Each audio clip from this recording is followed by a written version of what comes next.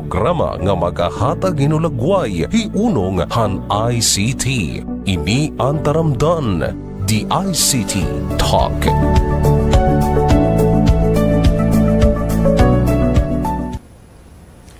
Maupay nga adlaw sinirangan Visayas, igkasikuwaray nun ngan Taclobanon.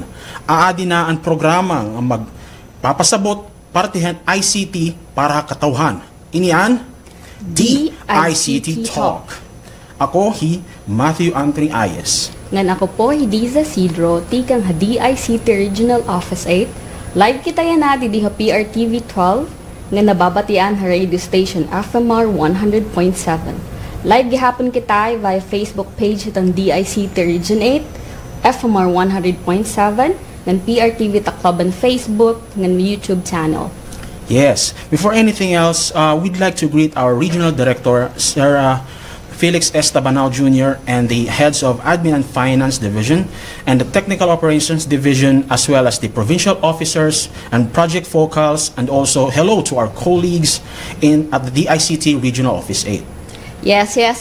Hi to everyone. How are you all doing? Nako, nafe-feel ko na this would be an amazing afternoon. Nako, mauran na kulop. Itong mga kasangkayan, pag hinay ka mo kay makurya na, pagdara ka mong payong kay dahil ka mo magkasakit, makurya na, yan na adlaw. Nako, bring your umbrella, guys.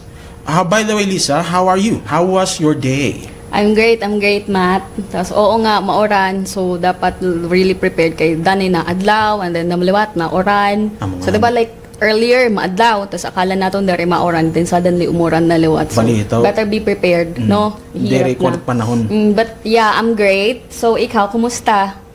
Yes. So, at least, diba? At least diri mo paso. That's one, parang tawag ito, consolation pag mauran, diri mapaso. Although hassle mag-commute, diba? Like, especially pag rush hour, kay mas lalo nagiging traffic. Nagiging traffic. Pero anyway, so, yeah, this has been a long day. Kulop na, hindi ating show. But a great day nonetheless. So, I bet you're excited for this program. Yes, I'm good. And also, I'm very excited for this broadcast natin. Ikaw, Baliza, excited ka na ba?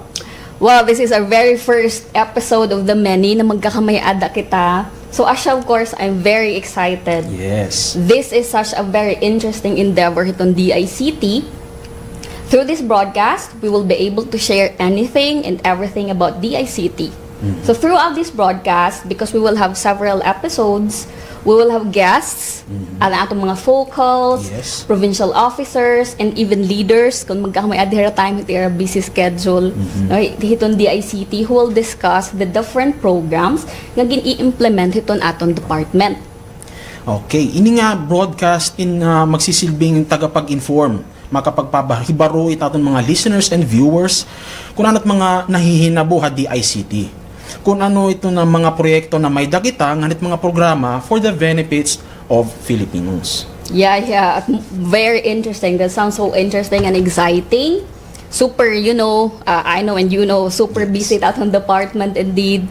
Madaming mga projects at programs na na-establish at maraming pang gagawin at ginagawang projects ang DICT for the service of the people.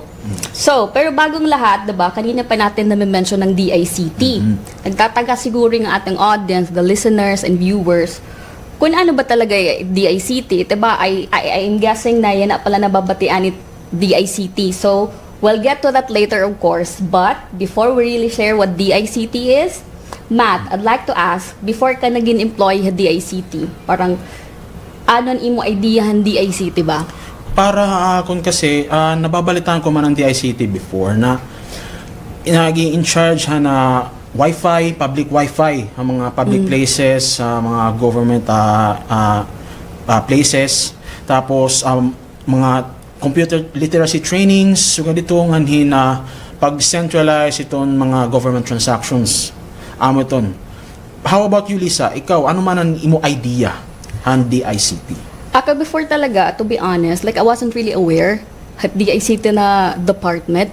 Pero I just got to know it, gin-encourage ako mag-apply. There were openings. Tapos so nag-apply ako and then pero parang the first thing na I thought about DICT na come across ko here is like, so this is the department where there are a lot of IT people. Pero that's true naman, diba? There are a lot of IT personnel sa DICT. Yes. So, amo ito na ako, so DICT, there should be a lot of IT people there. Tapos, ano pa ba? Hanyus, nababatean ko every now and then. Nababatean ko like, the DICT, like, especially cybersecurity, cyber matters. Yes, so amo ito at ako na ito representative with DICT gini-interview. So dito ko ito, okay. Cyber security and other things na baga. So amo adto na ako parang initial idea ng DICT. Pero kaya ani na of course employee naman ako DICT. Yes. So mas thorough na ng detail ako knowledge. Hito hini nga department and different projects and kung ano yung bubod DICT. Yes. Sugad. I wonder kung ano kaya ideya itong katawhan hiunong it DICT. Pero kaya siya nga niyan may kita sugad na programa iniya na para magkamaydahin mas detalyado nga impormasyon ng katawhan kung ano it DICT. Oo. And I hope through this program nga indeed magiging mas kilala itong DICT nga department. Kapag nabatean hitawid DICT, DICT no word maya kanara, okay, DICT, so amo init itong era proyekto, amo Yes. ini bubuhat DICT. Kasi diba, like, just like me, like, I think a lot of people, when you ask them what DICT is, like, they don't have really a lot of ideas about it. Because it's a really new, diba, we're a really new department of the government. Kailan lang kita nako? 2016, di ba? So, basically, we need a lot of work to do. Yes. Para lot of magpasamuak. catching up. Oo. Para disseminate information talaga. Oo. Pero before we delve into further like details about DICT, another question, Matt. Maging question and answer portion na din. Oh, sige. Let's start this by question and answer. Oo, para liwat mag-gauge lahan aton, I don't know, like personal take naton, mag-gauge naton mga viewers na, mas maiya ka naman na DICT, nauna ka DICT kaysa akon. So, how would you describe DICT as a place to work at? Yan, kumusta yung experience nga ni hininga department? Well, in my case talaga, no, na mo pa yan, reception na ako ng DICT. Mo pa yan experience ako na Regional Office 8. It workplace, the people there, the assistants and mga supervisors ko di hapon. Tapos, na-expose talaga ako. Na-expose ako at ng mga iba-iba na mga different events, and mga seminars, tapos, nakapagtagan akong chance na akong skill set, na mai-share ko katawo.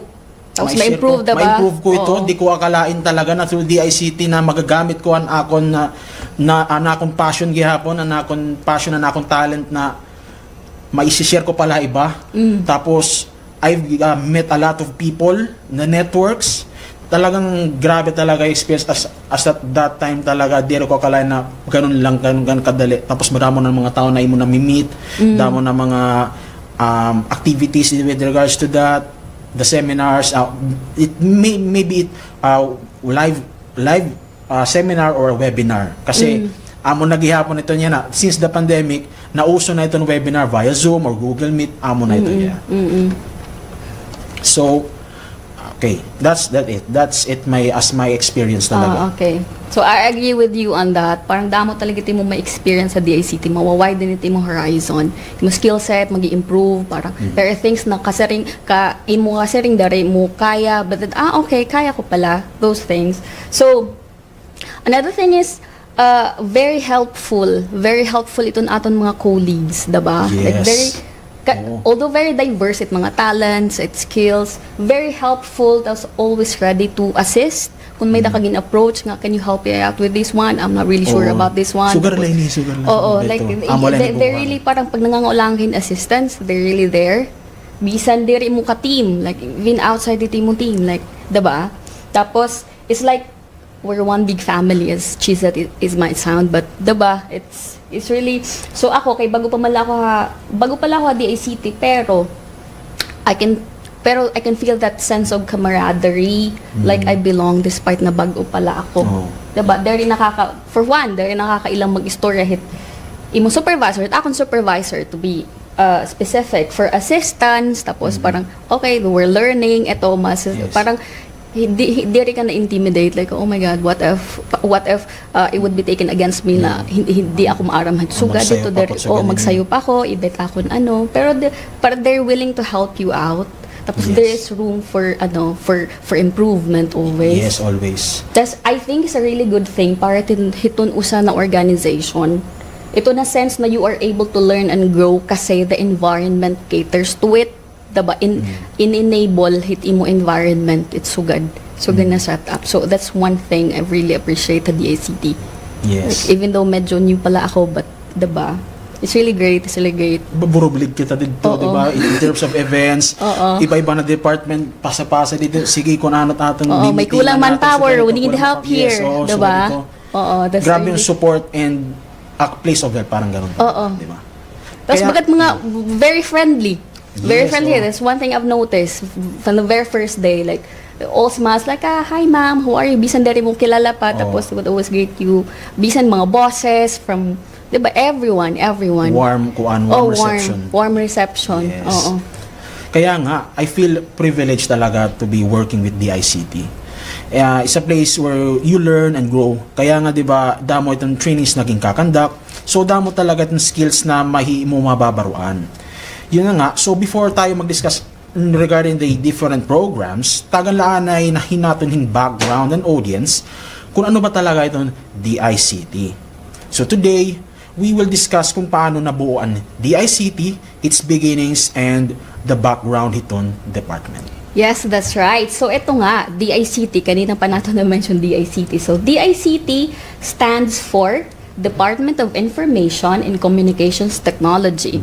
So, itong DICT, relatively, a really new agency palahid gobyerno. So, this was established in 2016. Yes. Oh, how many years pa lang? That's So, really... 7 years? Oo, a youngster. Yes. Pero before pa na-establish ang DICT as a standalone department on the year 2016, part iniya anihan DOTC, or the Department of Transportation and Communication, which yan na is known as the DOTR, or the Department of Transportation. So, Yes. amo ito ya. Ano, Okay. origin ng DICT. Yes. So, okay. Before we proceed, let's watch this very informative video muna about the ICT month naging conduct namon back in June. Through this presentation, our audience will have a glimpse of what part the ICT is and what we do. Let's watch. DICT Region 8 presents the National ICT Month celebration.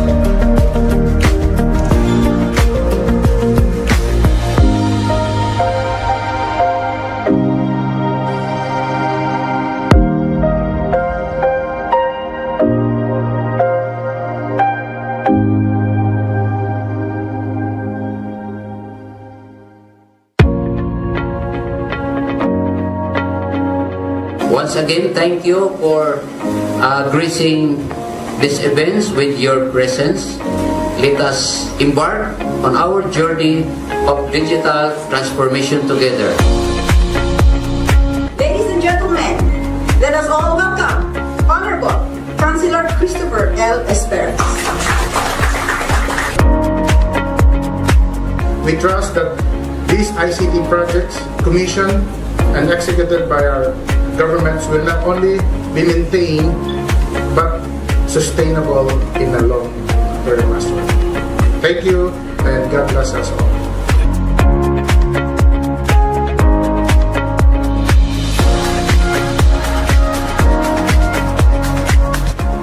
day, we experience digital breakthroughs which transform our quality of life. We in the university, along with our partner and government instrumentalities, is one with the vision of the Department of Information and Technologies for a better and stronger digital futures in the country. With the support of the administration, of course, we are confident that very soon we will realize our vision even before 2025.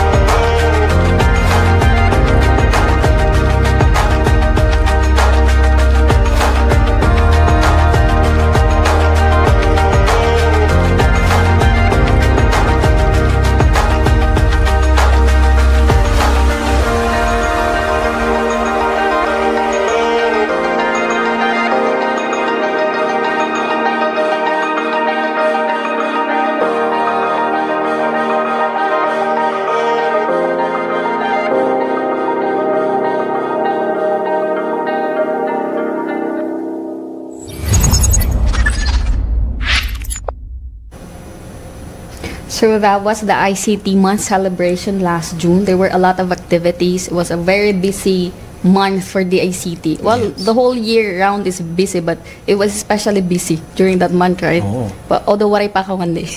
But based on stories and hit mga colleagues. So I hope our audience got an idea of what happens in the ICT and what people do at the ICT. The ICT. So, after that, the ICT na video, let's now move on and share the mandate, the mission, vision, and core values of the department. The Department of Information and Communications Technology, or DICT, shall be the primary policy, planning, coordinating, implementing, and administrative entity of the executive branch of the government that will plan, develop, and promote the National ICT Development Agenda, as stated in the Republic Act 10844. Yeah, so our mission encapsulated in this sentence, the ICT of the people and for the people. So pinashorten the statement that encompasses what the ICT is really for. So the Department of Information and Communications Technology commits to provide every Filipino access to vital ICT infrastructure and services. Diba? Like from cities to LGUs to barangays, diba? Parang yung mga rural places. Diba? That's the aim of the ICT, to reach those people of different walks of lives. And then Another one is to ensure sustainable growth of Philippine ICT-enabled industries, resulting to creation of more jobs. That's one big goal of the ICT.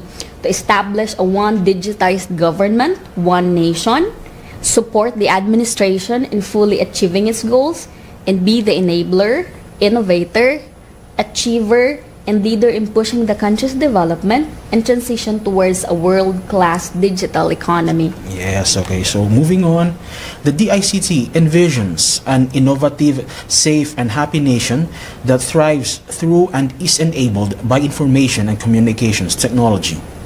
DICT aspires for the Philippines to develop and flourish through the innovation and constant development of ICT in the pursuit of progressive, safe, secure, contented, and happy Filipino nation. So in regards to this, talagang aspiration talaga ng DICT na di rely ni mapadigitize or something, dapat secure gihap. With regards to na cyber security na tinatawag, kung nakakabati na kamoy ni na word, amo talaga itong di rely maging kontento gihapon with regards to speed of the internet, tapos maging progresibo kita na bilang unhappy nation.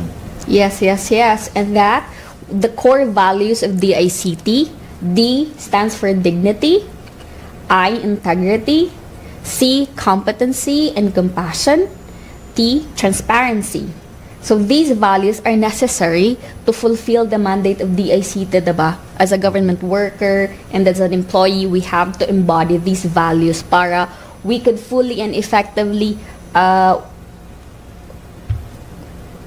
carry out our mandate, diba? So pag even before, I think even outside the work, parang it's really imperative that you have these values. This, diba, dignity. We should live by the word talaga. Integrity, of course, diba? Not just at work, but even outside work. These are really like core values that we need to include in our lives. Not just the DICT, but also in our life. It's in our discipline dapat gihapon talaga.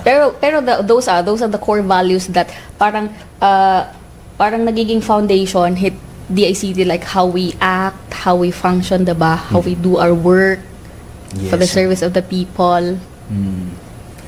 So, moving on, the DICT has 3 attached agencies.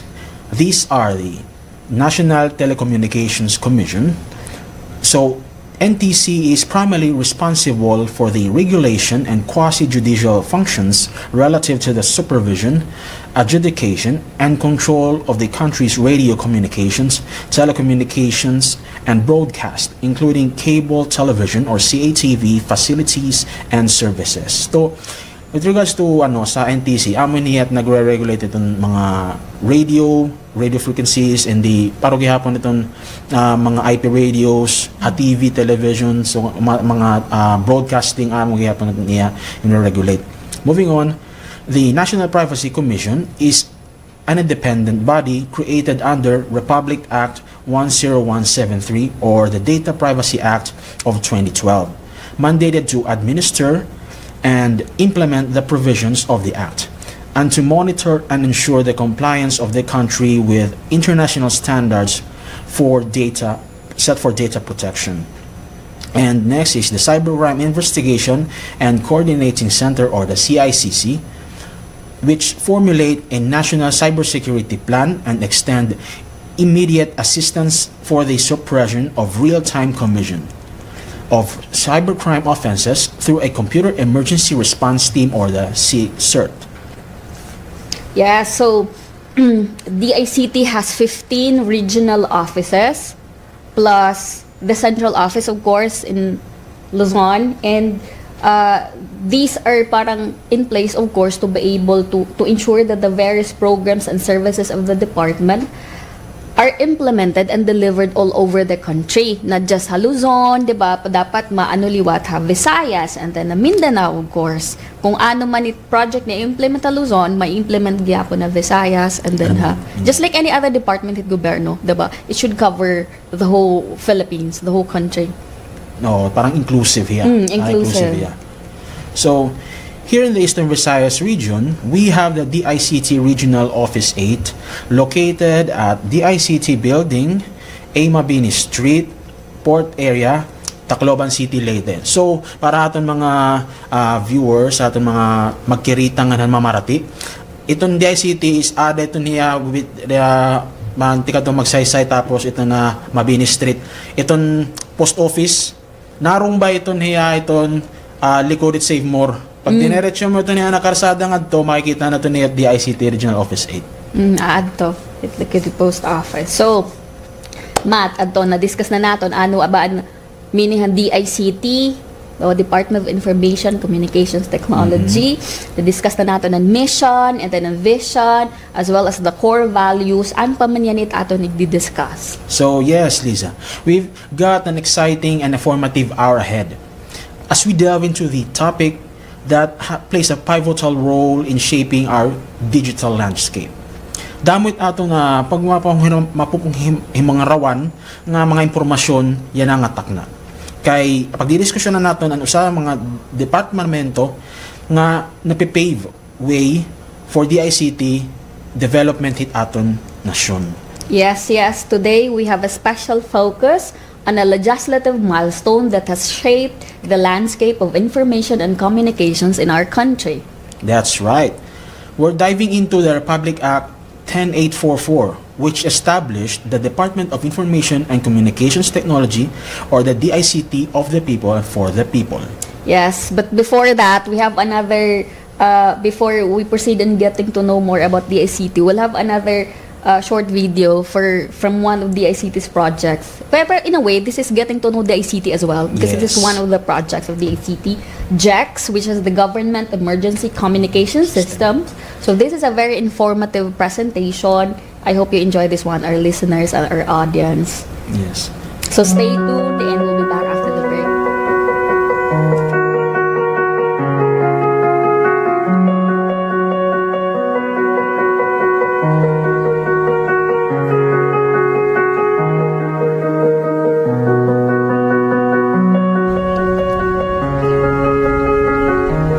Primary objective of a GEX project is to make sure that we have good communication and improved coordination in scenarios where emergencies like typhoons have demobilized all other types of communication.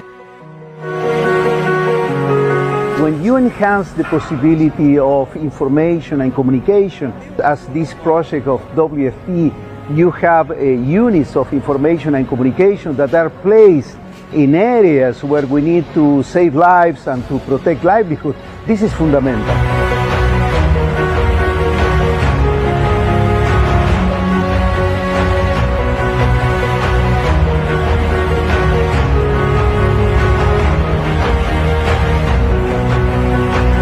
Whenever there is a man-made or natural disaster, the knee-jerk question is there communications? So that we will know who has no electricity, who has no food, who have been deprived of basic services. This is a collective effort to provide borderless communications during critical times.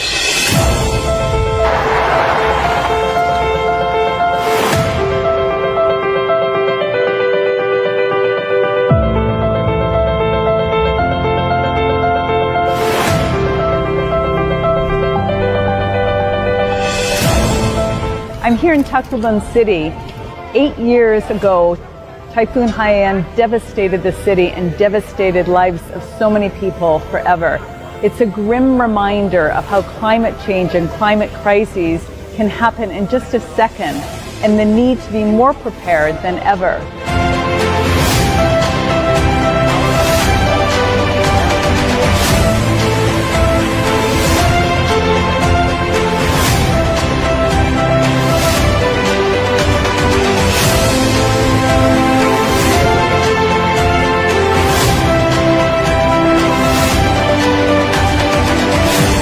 Communication is very important in terms of disaster, and it's very timely that MOVE is here.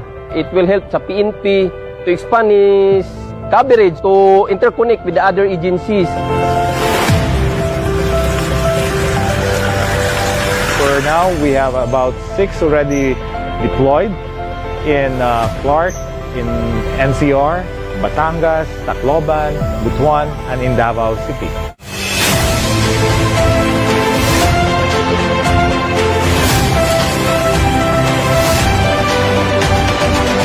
So this kind of partnership is one that we would like to replicate. We would like to create more of these sets, and we would like to help the government in other ways to help have better emergency response.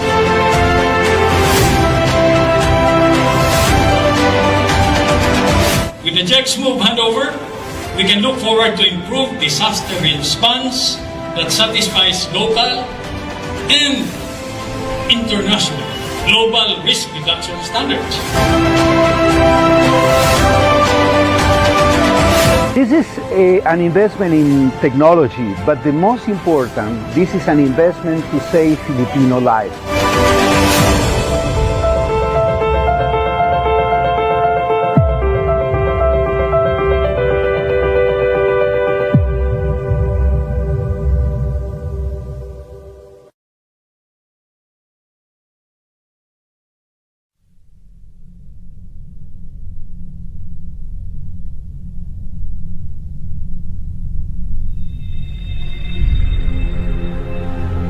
In the aftermath of a disaster, infrastructures may be partially damaged or completely inoperable, causing mass outage of electricity and vital communications facilities. DICT committed to implement the GEX project to assist on such demanding times with the deployment of GEX Mobile Operations Vehicle of Emergency or MOVE in the affected communities. The GEX MOVE Hub is established first in the nearest safe zone from the incident site to provide connectivity to government offices and responders. The MOVE Hub can use an array of technologies to provide immediate telecommunications for the facility. This asset can now be used to assist in the delivery of vital government services in disaster-stricken areas. The GEX Move dispatch can now be sent to Ground Zero, extending the reach of the hub. Depending on the difficulty of the terrain, a GEX Move personnel can be equipped with a mobile communications equipment and reach access limited sites using an off-road purpose-built motorcycle. Once all commands are in position, personnel may now start collecting data through aerial surveys, live video feeds, and still photos. The data collected is then sent to the MOVE Hub for collation, processing, dissemination, and repository.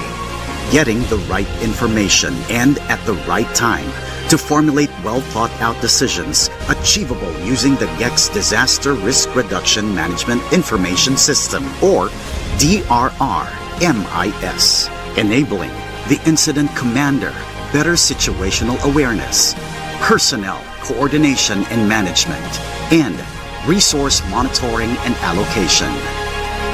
It is the government's agenda to have GEX Move pre-deployed in key locations and disaster-prone areas across the country, gearing to become always ready to respond in these challenging times. The DICT GEX project, strengthening unity through the use of ICT for a disaster-resilient Philippines.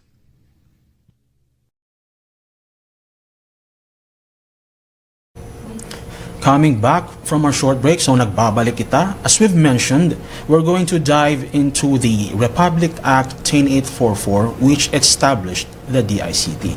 But again, before we proceed to our discussion, we would like to give credits and shout out to our esteemed leaders who have been instrumental in driving the department towards greater heights. Shout out to our Regional Director, Director Felix Estabanao Jr., shout out to our Officer in charge of Admin and Finance Division, Sir Hector A. Lumagbas, and to our Officer in charge to our Technical Operations Division, Ms. Marian C. Gosoko. And shout out to our viewers sa Facebook and YouTube. Great. Shout out to everyone tuning with us here live. Hello, everyone. Going back to the Republic Act 10844, this states this government agency is the forefront of transforming our nation into a digital powerhouse. So let's start by understanding the background of Republic Act 10844. This was signed into law on May 23, 2016. It's a crucial piece of legislation that created the DICT, essentially. It's set the stage for a more organized and focused approach to our nation's digital development. Absolutely, Matt. The law outlines the DICT's role as the lead agency in planning, developing, and promoting the country's information and communications technology sector. It's interesting to note how the Republic Act 10844 emphasizes the importance of securing cyberspace, promoting e-government services, and fostering ICT literacy and innovation. Yes, and let's not forget the impact on the ground, diba? Like, as much as we discuss like these big ideas about development, like innovations, at the end of the day, it has to reach the grassroots level, diba? You have to translate it into how ordinary people can benefit from those, diba? So that's the role of the DICT, to bridge that gap. Like, everybody gets to be included. To be involved. Yes. So, Republic Act 10844 provided a clear legal framework for the DICT, empowering it to lead the charge in harnessing the benefits of information and communications technology for the progress of our nation. It has set the stage for a more connected, innovative, and digitally inclusive Philippines. Yes, and the ICT has also been instrumental in streamlining government processes, diba? As what we mentioned earlier, through the use of technology, enhancing cybersecurity measures, which is very vital, especially now, diba? Like, very digitalized na everything. Like, you have to be safe. You have parang your information online, your transactions, diba? Like, we have to have measures to safeguard our information. Tapos, pumapasok dyan itong mga cyber hygiene, itong information dissemination with regards to data privacy, para maprotektahan talaga itong mga information talaga.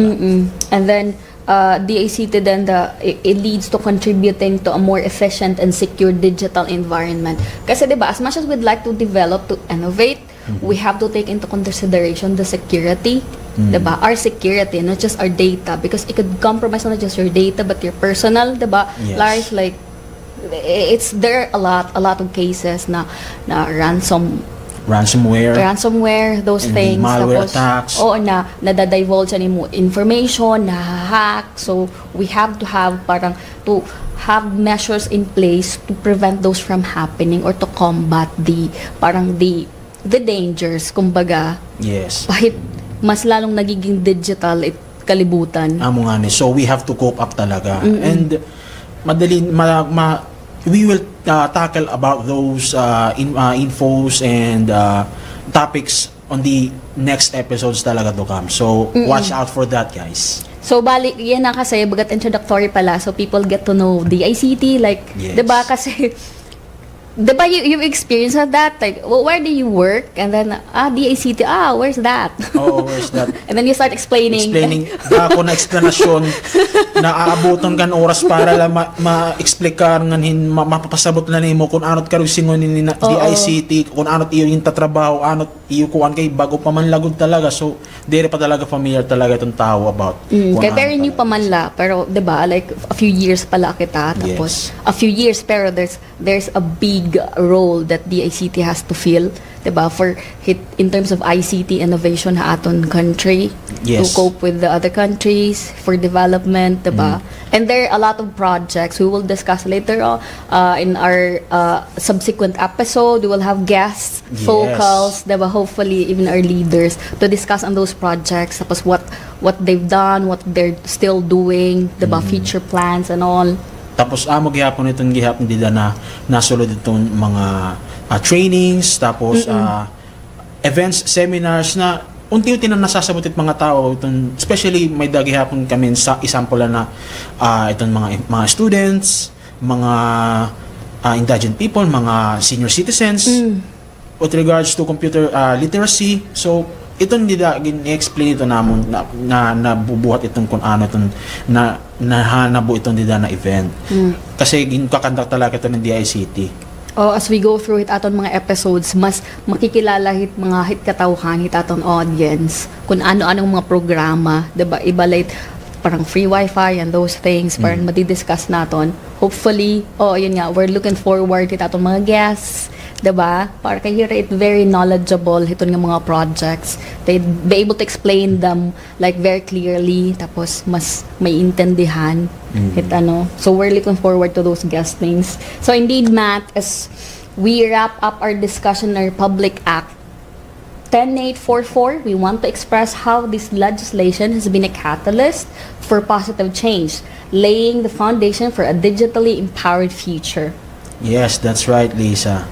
So, with regards to that, damo talaga it atong na mga rawan about 10844. Pero that would be the summary of what that Republic Act 10844 is. So, before we get on the other topics, we will we'll be back after a short break. The ICT Region 8 presents the National ICT Month celebration.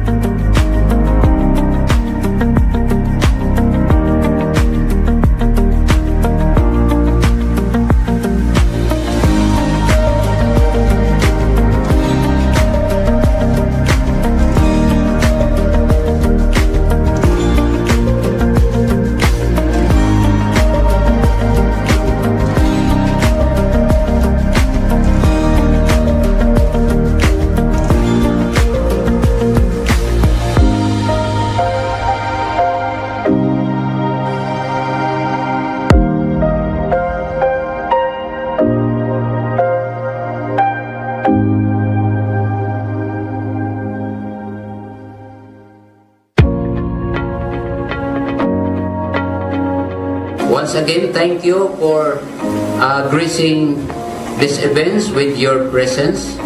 Let us embark on our journey of digital transformation together. Ladies and gentlemen, let us all welcome Honorable Councilor Christopher L. Esper. We trust that these ICT projects, commissioned and executed by our governments, will not only be maintained but sustainable in the long term as well. Thank you, and God bless us all.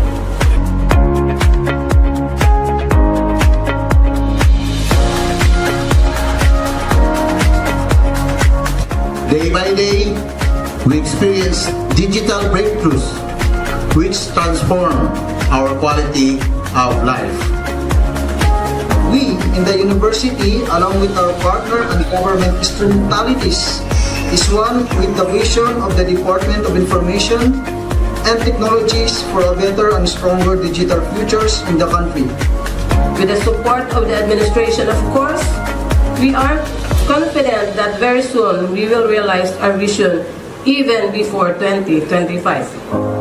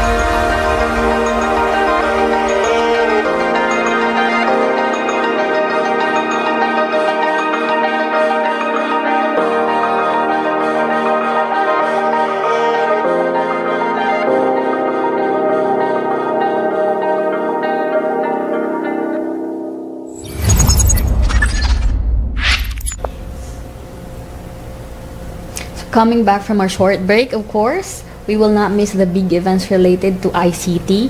Given that this agency was just recently implemented, for sure a lot may not have that much of an idea with regards to the ICT, diba? As we mentioned earlier, a lot of people still don't recognize kung ano the ICT. So, but we're here, that's why we have this kind of program para slowly but surely babatanik mga tao ko na, okay, that's the ICT, that's what I do. Tapos maram nirayan ako na hand out on office, just Sugurin nyo kami, hindi joke lang balita. Kuhan lang kayo doon, just bisita kayo kung may da ka mo mga concerns with regards to kung ano diyo sa para SIM card registration, bangin kuan pa para mabuligan na mo kamo dito on other concerns gihapon with regards to ICT. Or wala, karegal niyo mag-visit. O pa, gusto lang niya bumisita dito, magpasyada lang kung ano di ICT, check na niyo kami. Okay lang. So Matt, diba, since we have already talked about the establishment of the DICT through RA 10844, we're going to showcase naman the big events we had this year in relation to ICT. Yes, that's right. This is in order for them to get to know kung ano talaga about us, the DICT. Well, the big first event we had this year is the ICT Month 2023. The ICT Month has been celebrated during the month of June since the year 2008. This is in accordance to Proclamation number 1521, series of 2008, which declares the month of June 2008 and every year thereafter as the National Information and Communications Technology, or the ICT Month. Yeah, so the objective of the commemorative event is to recognize the contributions of ICT as a major sector for economic growth towards implementing a national ICT program that shall optimize the utilization of ICT. Wow, indeed. A lot had happened during that month. It was such a great opportunity to be part of that event, to commemorate the contributions of ICT to our economic growth. Yeah, I just want to ask you that because you were here na, dabahan June? Because I wasn't part of the ICT yet at that time. So how was it? Must have been so busy.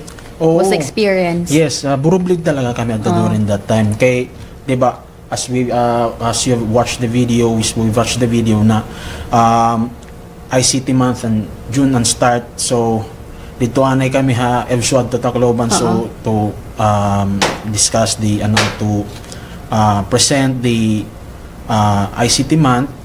Tapos dito may mga guests.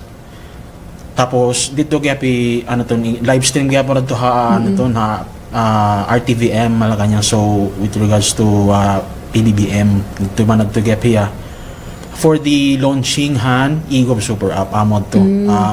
Sige lakay with regards to the eGov Super App, we will be discussing that in the later episodes liwat kasi para for the further details about the eGov Super App. Pero I'm sure may deton nila iba na audience aton magkiritang mamarating na pamilyar na gyap or nakakita na ito na eGov Super App.